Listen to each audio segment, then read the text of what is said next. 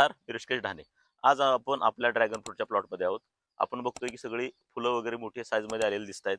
तर ही फुलं सूर्योदयानंतर मावळतात. तर आज आपण जाणून घेऊया की कृत्रिमरित्या परागीभवन कसं करायचं.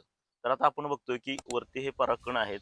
तर हे परागकण आपण या बिकरमध्ये अशा पद्धतीनं कलेक्ट करतोय आणि हे कलेक्ट केलेले जे परागकण आहेत ते एकत्र करून परत आपण इतर दुसऱ्या फुलांच्या जो समोर आलेला पार्ट आहे त्यामध्ये भरायचे, की ज्या माध्यमातून एक कृत्रिमरित्या परागीभवन होऊन जाईल.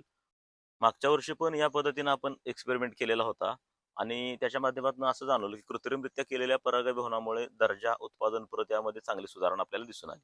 आणि आपण बघतोय इथं माशा पण आपण बघतोय, की घोंगावतायत, की ज्या नैसर्गिकरित्या परागीभवन करतायत.